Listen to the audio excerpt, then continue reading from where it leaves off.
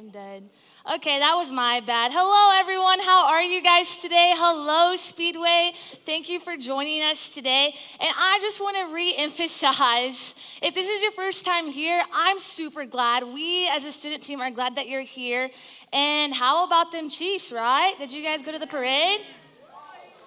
Okay, apparently not go Chiefs. Boo, go Chiefs. But as you guys know, if you have not been with us, we just went through the book of James and it was a super great time. I felt super challenged. I felt that we as a student team kind of talked about with your leaders, just the ways that you guys were challenged, the things that you guys learned.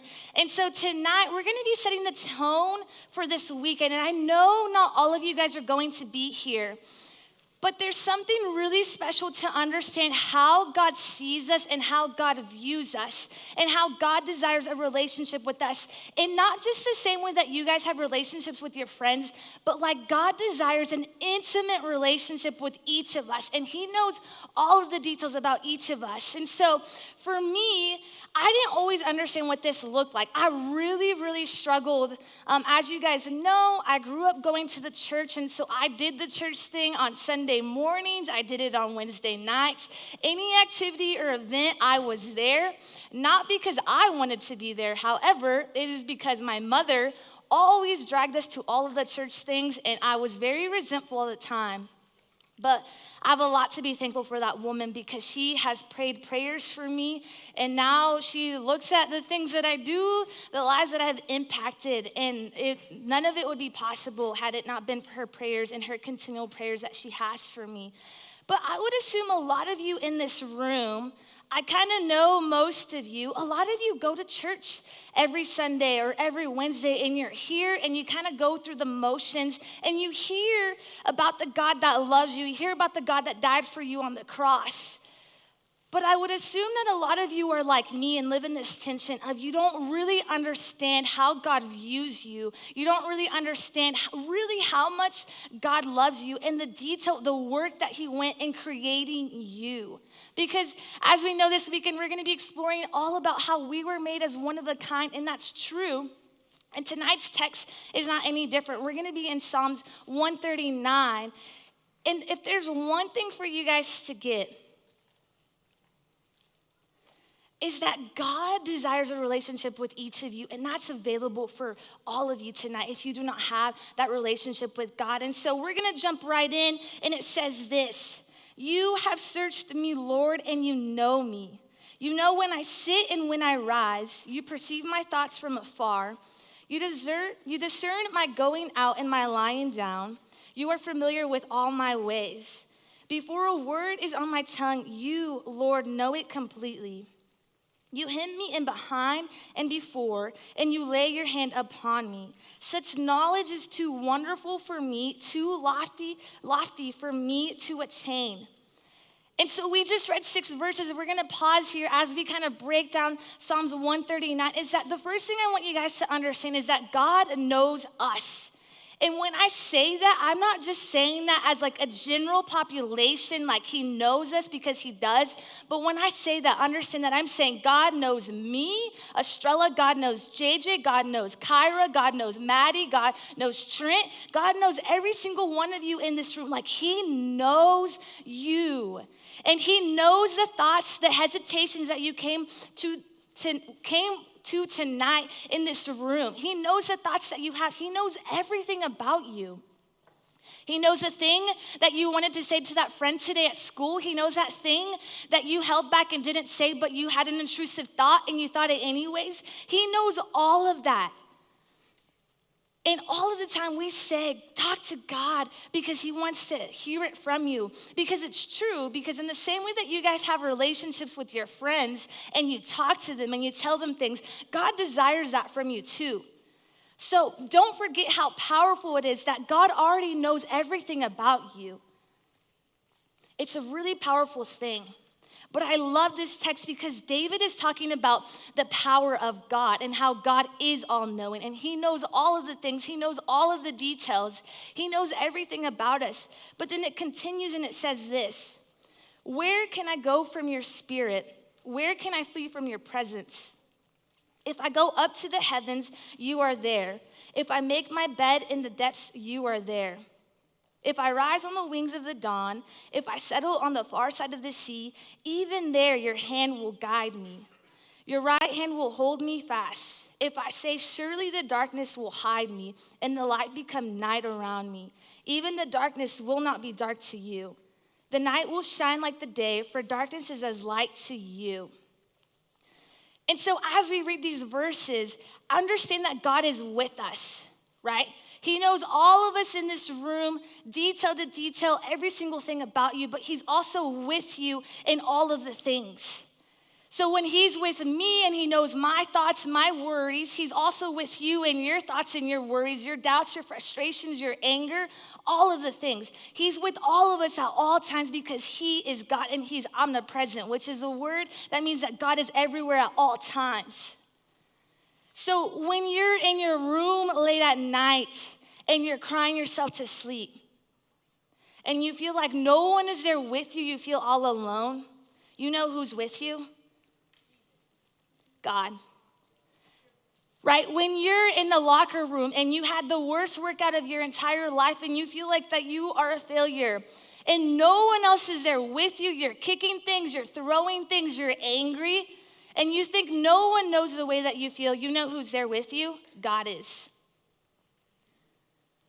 When you have these questions, when you feel frustrated, when you feel like you don't really know what to do with your life or what classes you should be signing up for next year or all of the things that you think about and you feel like you're all alone, God is with you.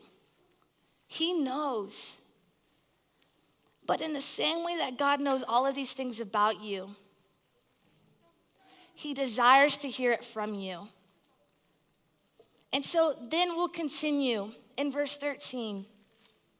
And it says, for you created my inmost being. You knit me together in my mother's womb. I praise you because I am fearfully and wonderfully made. Your works are wonderful. I know that full well. My frame was not hidden from you when I was made in the secret place, when I was woven together in the depths of the earth. Your eyes saw my unformed body. All the days ordained for me were written in your book, before one of them came to be. How precious to me are your thoughts, God. How vast is the sum of them. Were I to count them, they would outnumber the grains of sand. When I awake, I am still with you. And so this text right here that we just read, these chunks of verses, is saying that God made you. Like in the same way that God knows everything about you, that he's with you in every single thing that you experience, God created you, the physical things about yourself that you don't like, he made those things and he thought them out intently. He didn't just say, oh, another person, another kid here, another unwanted kid here. No, like some of you in here, you came in here tonight with the thought that you are unwanted. You've heard a parent tell you that you were an accident, that you weren't supposed to be conceived. You've had people abandon you in your life, and so the people who are supposed to be your parents aren't your parents, and someone else is watching you. But even then, in the detail of God creating all of us, God wanted you to exist. And that is beyond the way that you look like.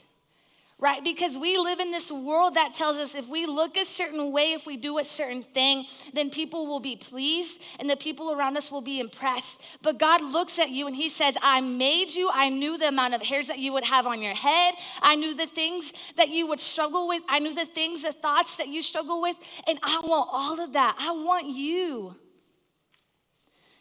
But some of us in here, we think that God doesn't see that. We don't think that we were made with a purpose. But God created us in great detail. And he intimately desires to have a relationship with you. You see, in this text here, where it's talking about how you were created, do you understand the detail that God took? Right? It goes beyond your physical traits, the amount of hairs on your head, the amount of freckles. Like God knows all of that. But it's the things that give you insecurity. The things that you try to hide. Like God knows that. And he doesn't want you to hide that thing. Maybe it's a lisp. Maybe it's your anxiety. Maybe it's a mental struggle of some sort. We all have something in here that we have insecurities with. And you know what they are. And every day you fight and you wrestle. We all do this. I do this. We wrestle and we fight with those insecurities, and we'd say, I will do whatever it takes for no one to know that I struggle with this thing. For me, I'll be honest for a second, God created me as me, and he made me look the way that I look, and there's some days I look in the mirror and I ask God, why do I look the way that I look? But that's just the surface level. I look at the things, the quirks about me, the things that make me feel anxious, and I ask God, why have you called me to do what I do? And I wrestle with that. And some of you in this room wrestle with the things, the personality that God has given you. Some of you in here, you have extroverted friends, and they can make friends super easily. But then some of you in here are more introverted, and it exhausts you to hang out with people and to try to make friends and to talk to a new friend and to make new friends. But God designed you that way, and you have strengths in that. It's funny because when you prep these messages, God teaches you something along the way. And my friend JJ challenged me earlier today. He said, you don't need to be me, you just need to be you. And I think when we look at the way that God created us, we always think that we need to be whoever it is that we idolize, whatever person it may be, whatever teammate, whatever friend, whatever your parents tell you need to be. You think that you need to be that thing. But guys, God created you to be you, and he thought that the world needed one of you. So stop trying to be someone else. Be yourself. But be the person that God has created you to be. Don't just be the person that the world wants you to be. Because then we continue here in verse 23, and it says, search me, God, and know my heart. Test me and know my anxious thoughts. See if there's any offensive way in me, and lead me in the way everlasting. And I would assume that a lot of you have read that first verse, search me and know my anxious thoughts, because a lot of the times when we read that verse, we use it to kind of help us to cope with anxieties in life. So when we're super stressed out about something, when we don't really know what to do, we say, God, search me and know my anxious thoughts, because we use that as a way to feel peace in our life. But I want you guys to look at this from a different angle tonight.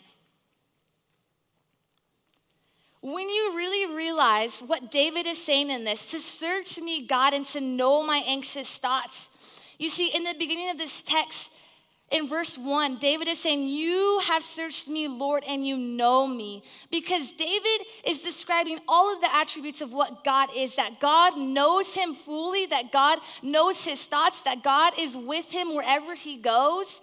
And so when you start to understand who God is and how powerful he is and how he knows all of these things, then we, as followers of Christ, can also understand who he wants us to be.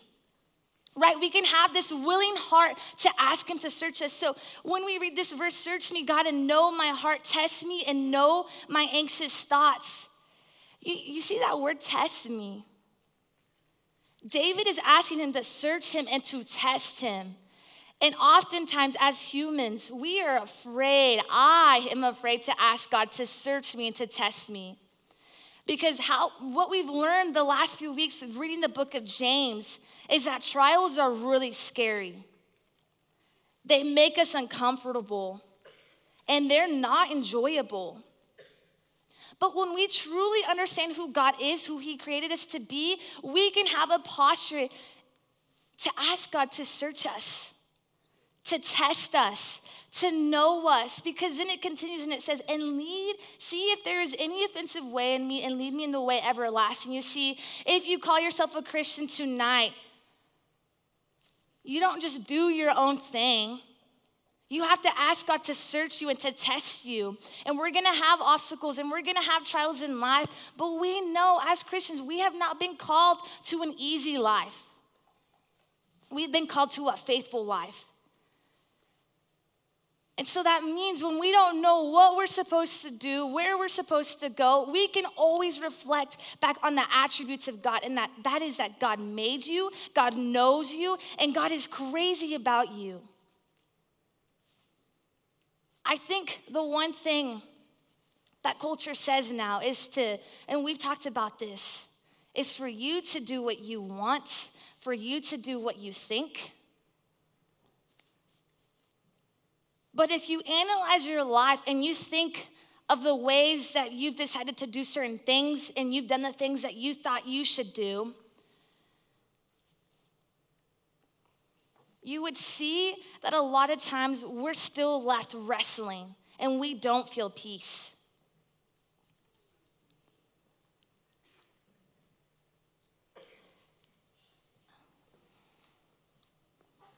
I know that there are some of you in this room that we read these verses and you do not believe the attributes of God. You do not believe that your life adds value to this world and to the people around you. You look at your life and you allow the titles and labels to hold more worth over what God thinks about you. Some of you in here came in tonight and you are tired. You feel unworthy. You're allowing the people around you to have more weight than what God thinks about you.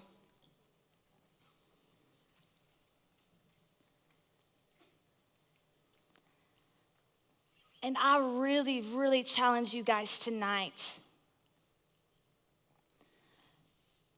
to look at this text, because I know that some of you in here don't have a relationship with God today. Some of you have questions and you have doubts and you have hesitations, and I want you to know that it is okay to ask those questions, that this is a safe place, that you have adults in this room that want to hear your doubts and your hesitations.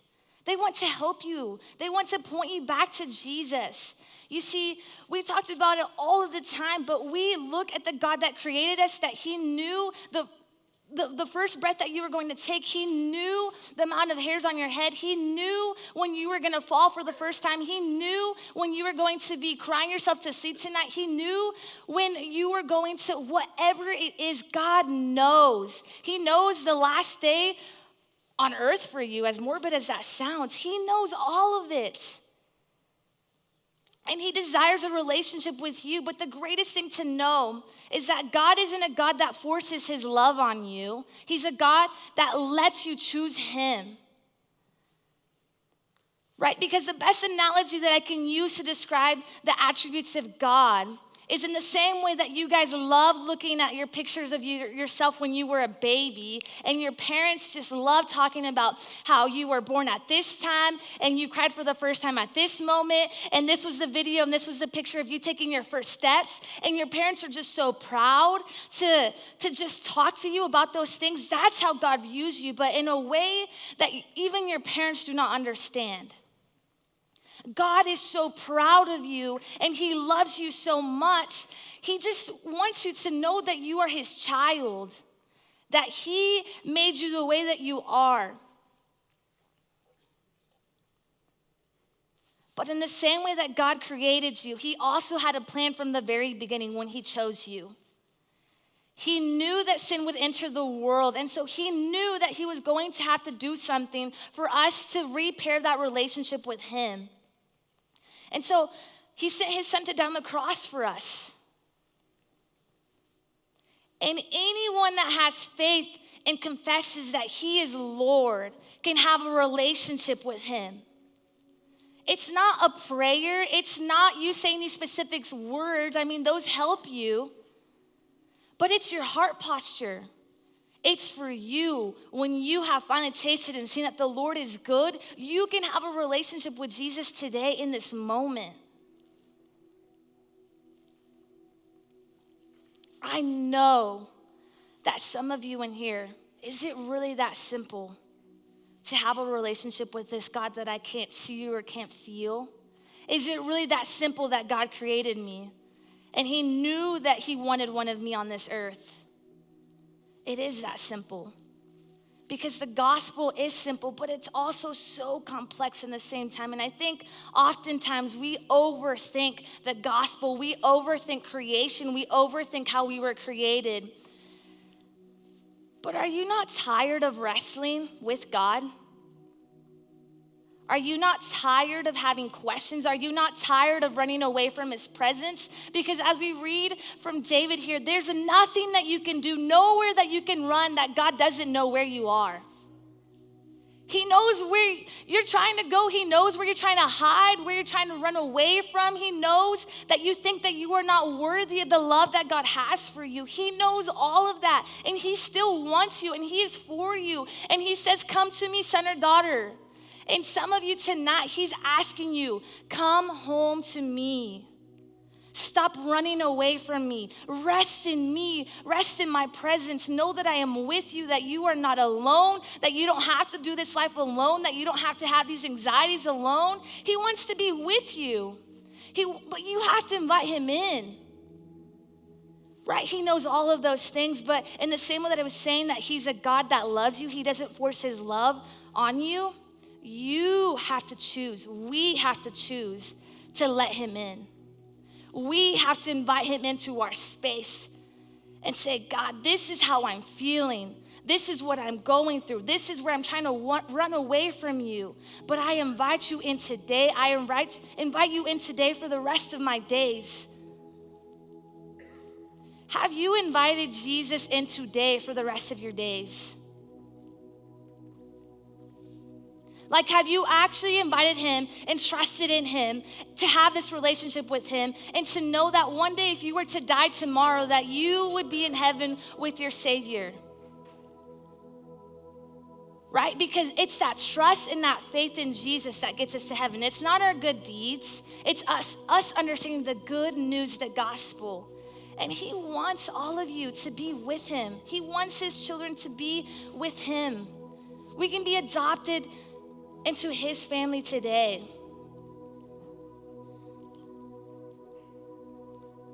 And so what I'm gonna have you guys do in the next few moments, in just a second, the Psalms that we read, the verses that we read tonight are gonna be on the screen. And what I want you guys to do is I want you guys to spread across the room. I don't want you to talk to anyone. This is a time for you and Jesus. And this is for everyone to participate in this.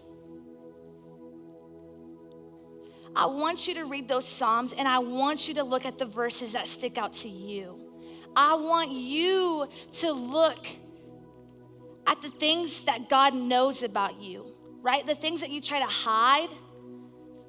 Like, look at the character of God and who he is. Read those verses. But then look, and then you yourself, read the verses that talk about how he knows you intimately, how he created you intimately. And then if you are at a place in this moment tonight, I want you to ask God to search your heart. And I want us, to boldly ask God tonight for him to try us, for him to test us. Because we've said it today, that God is doing something special in your generation. He wants to use you to bring revival into your schools, for you guys to spread the good news of Jesus in your hallways. But for those of us who have a relationship, as you process in the next few moments, if you're asking God to search you and to test you, that means you have to be okay with whatever God calls you to do. And some of us, that's scary because we like to hide and we would rather do what's comfortable for us. But tonight could be the night where God asks you, I need you to show someone in your school how much I love you and how much I love them and how I created them. Because then and only then will people know about God. And so go ahead, spread across the room, stand up, sit maybe not next to someone, just somewhere across the room here. And I don't need you guys to talk. Keep it quiet. And stay on the first floor. Bottom. And so as you guys are moving, the verses are going to be put up on the screen. And I want you guys to read those verses.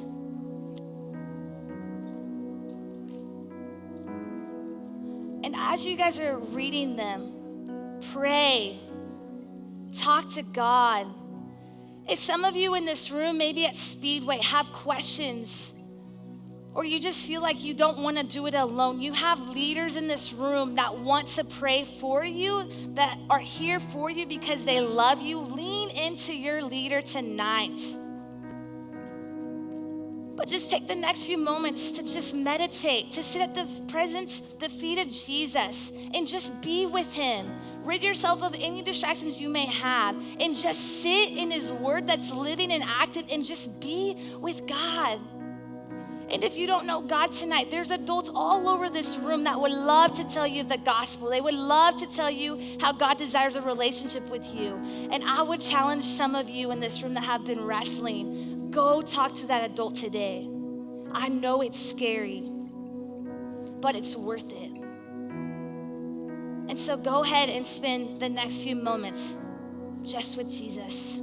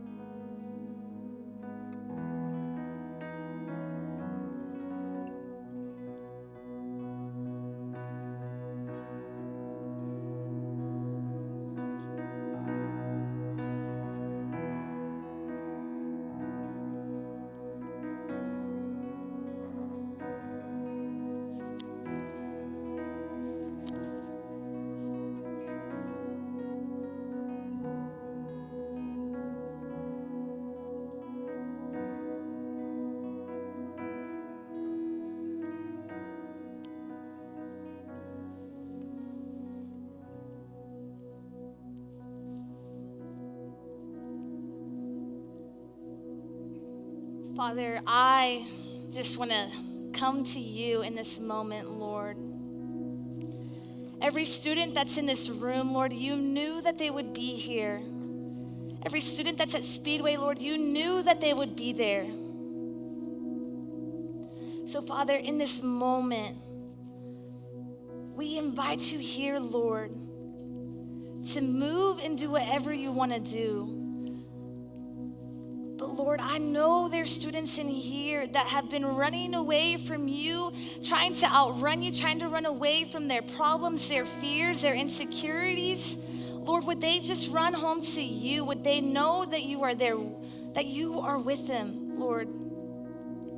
Father, I pray for the student in here that's just tired, that they have these battles, these anxieties, these things that you didn't ask them to do, Lord, and yet they're going through these things, Lord. But would they find comfort in knowing that you would know they would be exactly where you have them, Lord?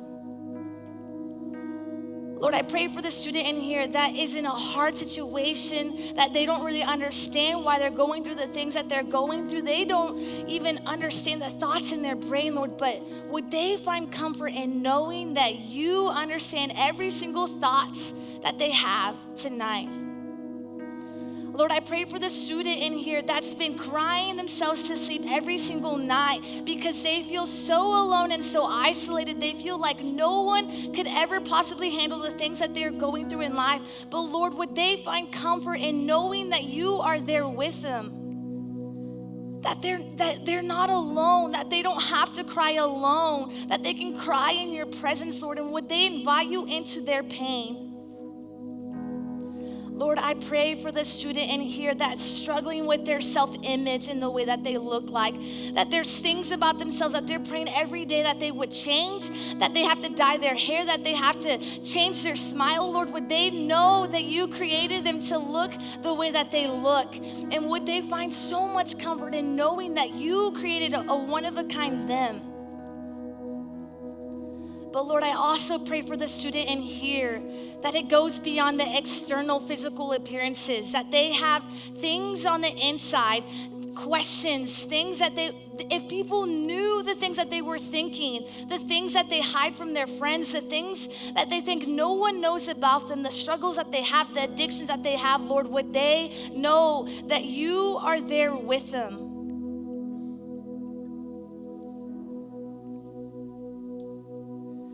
Lord, I pray for the student in here that is just wrestling. They've been here every single week for the last year. Maybe it's been the last week, the last 2 months. Lord, they're just running to all of the things because they don't know where else to run. Lord, I pray that they would run to you and that today would be the day that they find safety in your presence, Lord.